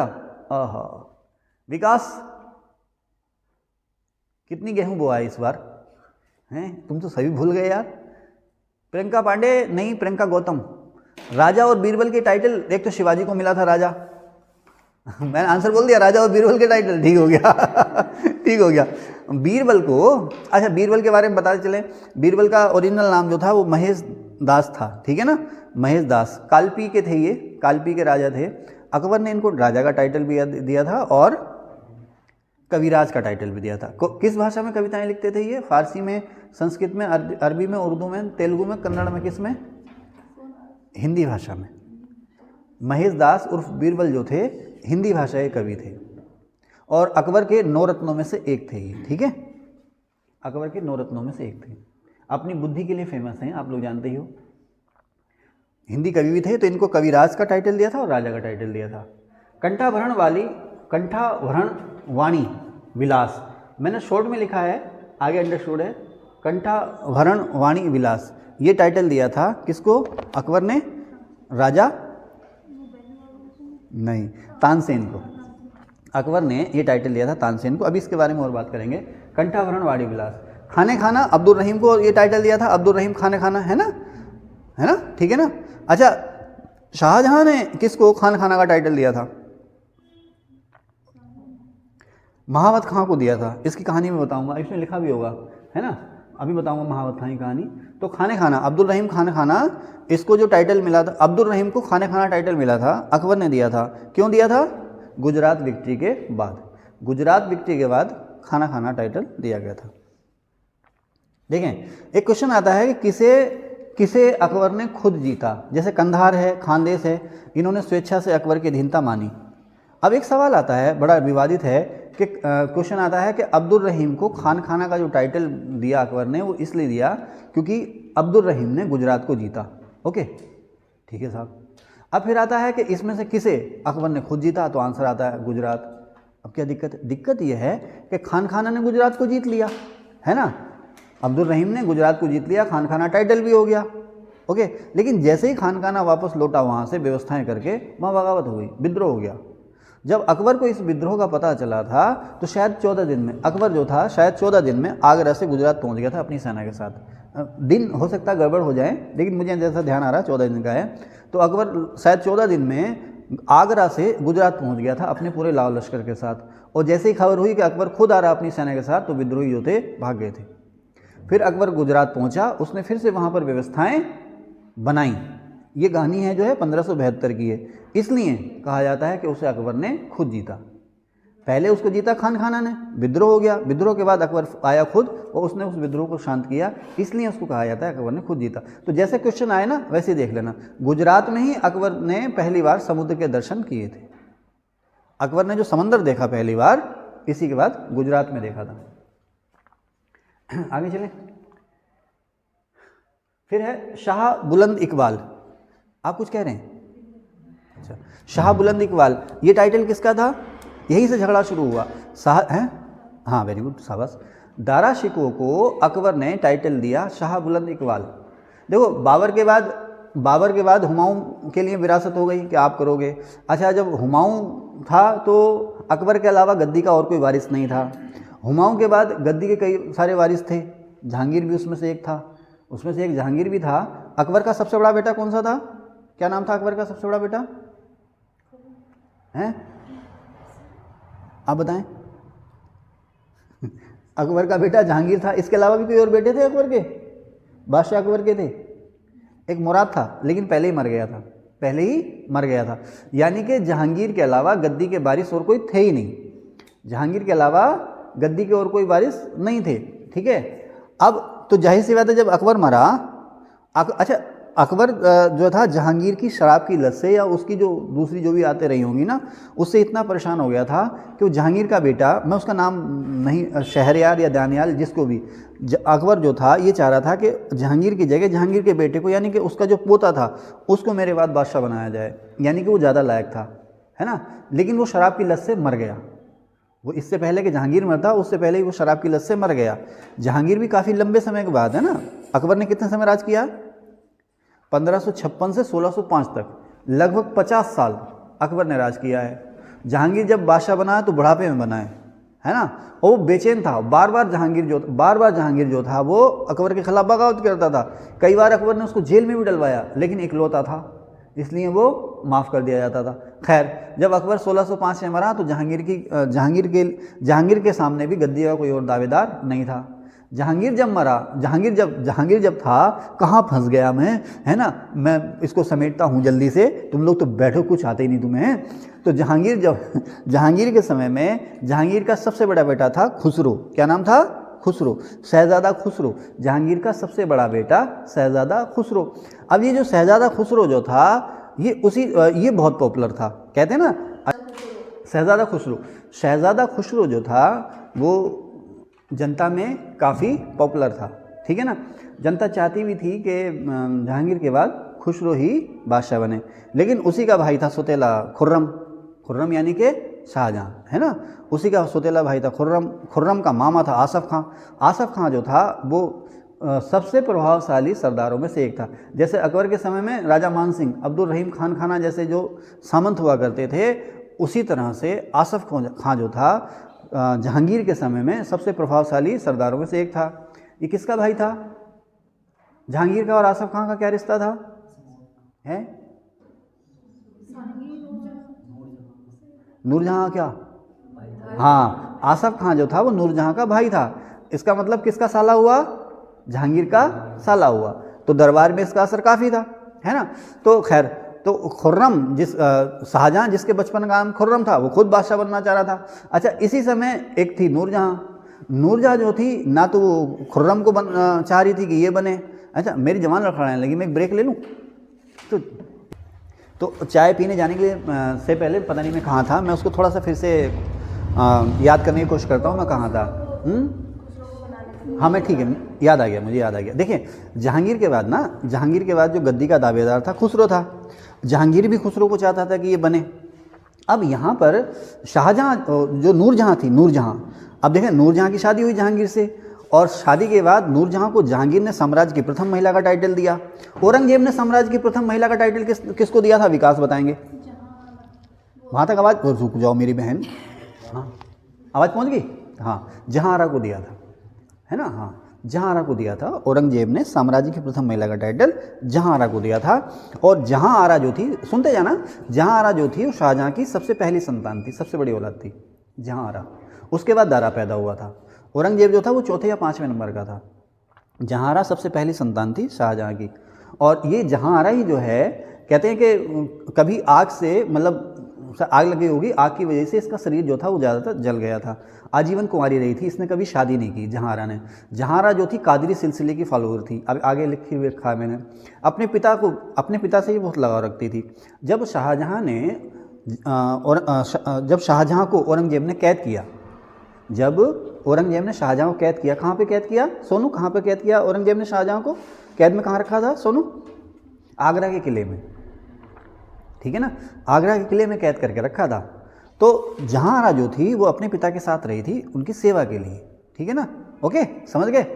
अब जब शाहजहाँ की मौत हो गई तो जहाँआरा ने फिर वो छोड़ दिया, किला छोड़ दिया, लेकिन औरंगजेब ने उसका भरपूर सम्मान किया था, उसे खिताब दिया था साम्राज्य की प्रथम महिला। तो जहांगीर ने अपनी बीवी नूरजहाँ को साम्राज्य की प्रथम महिला का टाइटल दिया था। अब नूरजहाँ का दखल धीरे धीरे साम्राज्य में बहुत बढ़ गया था, राजकाज में नूरजहाँ की चलती थी। जहांगीर तो कहता था मुझे तो बस एक प्याला शोरबा और एक प्याला शराब मिल जाए, मेरे लिए वही काफ़ी है। जहांगीर के बारे में ये कहा गया, शोरबा मीन्स ग्रेवी, शोरबा मीन्स ग्रेवी, खास करके अब वो मांसाहार के संबंध में है, ठीक है ना, ग्रेवी कहते हैं ना सर तरी को, है ना, शोरबा। तो एक प्याला शोरबा मिल जाए और एक कटोरा मुझे शराब मिल जाए, मेरे लिए बहुत है। तो नूरजहाँ का ही दखल हो गया था। अभी यहाँ पर महावत खां भी आएगा, मैं बताता चलूँ, है ना। अब मैं इससे भटक गया हूँ, कहाँ था, अब जो मेरे दिमाग में चीज़ें आ रही है ना मैं बताता चल रहा हूँ आपको। तो नूरजहाँ ने बाद में देखा कि नूरजहाँ ने देखा खुसरो के खिलाफ, पहले नूरजहाँ ने खुर्रम को बढ़ावा दिया, ठीक है ना, और उसकी शादी भी कराई अपने भाई की लड़की से। आसफ खां की बेटी थी अर्जुमंद बानो बेगम। मुमताज़ महल का नाम क्या था, अर्जुमंद बानो बेगम। अर्जुमंद बानो बेगम मुमताज़ का ये नाम था। बाद में इसको मुमताज़ टाइटल मिला, और जब इसकी शादी हो गई किससे, शाहजहाँ से, तो शाहजहाँ ने इसको क्या टाइटल दिया था, मल्लिका-ए जमानी, ठीक है ना। अब लेकिन धीरे धीरे देखा कि अपने भाई अपनी यानी कि भांजी से खुर्रम की शादी कराई है, लेकिन खुर्रम जो उसकी योजनाओं में फिट नहीं बैठा। उसने देखा खुर्रम मेरी कठपुतली नहीं बनेगा, तो उसने खुर्रम के खिलाफ जहांगीर के कान भरने शुरू कर दिए और खुर्रम की जगह बढ़ावा दिया शहरयार को, जहांगीर के दूसरे बेटे शहरयार को। शहरयार की शादी उसने कराई लाडली बेगम से।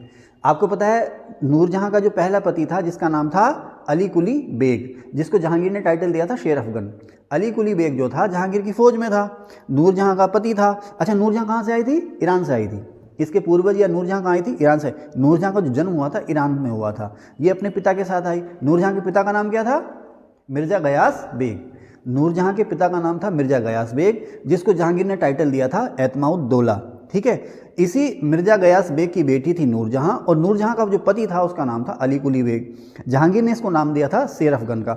बहुत से लोग कहते हैं कि उसने उसके पति को मरवा दिया, जहांगीर ने उसके पति को मरवा दिया। ये बात गलत है। उसका पति जो था अपनी मौत से मरा। उसके बाद जो था जहांगीर ने नूरजहाँ को पहली बार आगरा के किले में एक बाज़ार लगता था जिसे कहते थे मीना बाज़ार, वहाँ पर देखा था।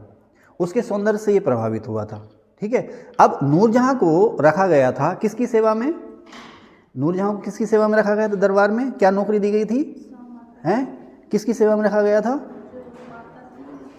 कौन सी माता, अकबर की पहली बीवी कौन, सलीमा बेगम, है ना। पहली नहीं दूसरी तीसरी रही होगी। तो सलीमा बेगम की सेवा में रखा गया था नूरजहाँ को। तो फिर धीरे धीरे नूरजहाँ और जहांगीर जो थे नज़दीक आए थे। फिर जहांगीर ने नूरजहाँ से शादी कर ली थी। कहते हैं नूरजहाँ जो थी काफ़ी मतलब रूपवती थी, और धीरे धीरे नूरजहाँ का असर जो हो गया था राजकाज पर हो गया था।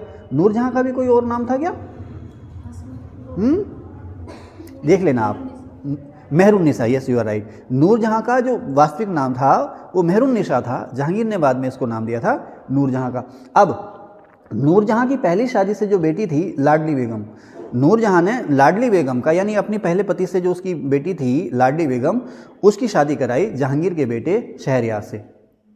लेकिन नूरजहां का ये अस्त्र भी काम नहीं आया। क्यों काम नहीं आया? क्योंकि जहांगीर की मौत के बाद, क्योंकि आसफ खां जो था ना, आसफ खां जो जहांगीर का जो खुर्रम का ससुर था, आसफ खां नूरजहां का भाई और खुर्रम यानी कि शाहजहां का ससुर, वो जो था अपने दामाद को बादशाह बनाना चाह रहा था। तो आसफ खां की हेल्प से राजगद्दी के जितने ही वारिस थे या तो खदेड़ दिए गए या मार दिए गए, और उसके बाद राजा कौन बना? खुर्रम। और खुर्रम जब राजा बना तो उसने टाइटल लिया शाहजहां है ना। सन 1617 में शाहजहां ने यानी खुर्रम ने साउथ इंडिया में अहमदनगर एम्पायर पर विक्ट्री पाई थी। उसके बाद खुश होकर के जहांगीर ने इसको टाइटल दिया था खुर्रम को शाहजहां का। ठीक है, ध्यान रखना। अब शाहजहां उससे पहले खुसरो को मार चुका था। शाहजहां यानी खुर्रम के इशारे पर एक होते थे वीर सिंह देव बुंदेला। वीर सिंह देव बुंदेला ने खुर्रम के इशारे पर, नहीं ये मुझसे गलती हो गई, वीर सिंह बुंदेला ने जो हत्या की थी वो अबुल फजल की थी। वीर सिंह देव बुंदेला ने जो हत्या की थी वो अबुल फजल की थी जहांगीर के इशारे पर। ठीक है ना, ध्यान रखना। जहांगीर के इशारे पर अबुल फजल की हत्या हुई थी और ये हत्या की थी वीर सिंह देव बुंदेला ने। अब खुसरो का अंत किसने किया? खुसरो जो था जिस तरह से जहांगीर अकबर के खिलाफ बार बार बगावत कर रहा था। किसके खिलाफ? जहांगीर के खिलाफ। तो जहांगीर उसकी बगावतों से इतना तंग आ गया था कि उसको अंधा तक कर दिया था, अंधा करके जेल में भी डाल दिया था। ठीक है, फिर खुर्रम जो था उसे अपने साथ ले गया दक्कन यानी कि दक्षिण भारत। खुर्रम उसे अपने साथ दक्कन या दक्षिण भारत ले गया और वहीं पे जाके खुर्रम ने खुसरो को मार दिया था। तो अब उसके मतलब जहांगीर के मरने के बाद गद्दी के जितने भी दावेदार थे, खुर्रम जो था धीरे धीरे सभी को किनारे लगा चुका था। और जैसे ही जहांगीर की मौत होती है, जो कुछ बचे कुचे थे उनको भी किनारे लगा दिया गया और खुर्रम ने यानी कि शाहजहां ने गद्दी पर कब्जा कर लिया। अच्छा, जब जहांगीर मरा ना तो उस समय शाहजहां या खुर्रम जो था वो दक्षिण भारत में था, तो लेकिन आसफ खां दिल्ली में था। तो आसफ खां ने तुरंत गद्दी के जितने भी दावेदार थे, दिल्ली नहीं आगरा में था, तो गद्दी के जितने भी दावेदार थे आगरा में, आसफ खां ने उन सभी को मार दिया था। और एक छोटा सा बच्चा था दावर बख्श, उसको कुछ दिन के लिए गद्दी पर बिठा दिया जब तक कि शाहजहां ना आ जाए। और जब शाहजहां आया दावर बख्श को हटाया गया, दावर बख्श को भी मार दिया गया और शाहजहां को विधिवत सुल्तान बना दिया गया। तो इतिहास में दावर बख्श को कहा जाता है बली का बकरा। क्या कहा जाता है? बली का बकरा। तो सर हम कहाँ से कहाँ चले थे, कहाँ आ गए? अब ये हम एक्चुअली कहाँ चले थे ना, शाह बुलंद इकबाल से चले थे। शाहजहां राजा बन गया। अच्छा, अब जो मुगल शहजादे थे उन्होंने ये देख लिया था कि अगर राजा बनना है, गद्दी पानी है, तो उत्तराधिकार का कोई निश्चित नियम तो है नहीं कि जो बड़ा बेटा है वही सुल्तान होगा या वही बादशाह होगा। गद्दी किसको मिलेगी? जिसकी तलवार में ज़्यादा जान होगी, जो जितना बड़ा षड्यंत्रकारी होगा वही उसी को गद्दी मिलेगी। अब जब शाहजहां अपने भाइयों को, अपने सगे संबंधियों को मार रहा है, तो उसकी जो औलादें हैं जो किशोरावस्था में, वो भी देख रही है ना। अब धीरे धीरे 4-5 बेटे हैं, बड़े हो रहे हैं, सभी में आपस में कंपटीशन है, गद्दी को किसको मिलेगी। अब शाहजहां ने जो बढ़ावा देना शुरू कर दिया वो दारा शिकोह को देना शुरू कर दिया। अब शाह सुजा भी है, मुराद भी है, औरंगजेब भी है ना, वो ये चाहते हैं कि बादशाह हम बने। तो अब शाहजहां धीरे धीरे बीमार रहने लगा, अशक्त होने लगा, है ना, बीमार रहने लगा। होता है ना, बुढ़ापे में आदमी इतना ताकतवर नहीं रहता, धीरे धीरे वो बीमार होने लगा। तो अब शाहजहां ने क्या किया, अपने बड़े बेटे दारा शिकोह को आगे बढ़ाना शुरू कर दिया और एक दिन उसे टाइटल दे दिया शाह बुलंद इकबाल। और शाह बुलंद इकबाल का टाइटल देने के बाद दरबार में उसे अपने दाएं हाथ सिंहासन पर बिठाने लगा, अपने साथ उसके साथ मिलकर के दरबार लगाने लगा, यानी कि उसको आगे बढ़ाने लगा, लोगों को दिखाने लगा कि मेरे बाद जो बादशाह होगा वो यही होगा। विधिवत घोषणा नहीं हुई है कि मेरे बाद बादशाह ये होगा, लेकिन जैसे ही शाह बुलंद इकबाल का टाइटल दिया है वैसे ही इनमें झगड़ा शुरू हो गया। तो आपको पता ही होगा, आगरा के किले में शाहजहां को कैद कर लिया और उसके बाद इनमें लड़ाइयाँ शुरू हुई सभी भाइयों में, जिसको कहते हैं मुगल उत्तराधिकार का पहला युद्ध। तो मुगल उत्तराधिकार का पहला युद्ध आगे लिखा है, उसकी बात मैं आपसे करूँगा। ठीक है, अब इस पार्ट में, मुगलों के इस पार्ट में, इस वीडियो में बस इतना ही। अब मैं आपको मिलूँगा इसके सेकेंड पार्ट में। यहाँ पर मैं लिख देता हूँ पार्ट 1, यहाँ पर मैं पार्ट 1 लिख देता हूँ, उसके बाद मैं आपको मिलूँगा पार्ट 2 में। Thank you.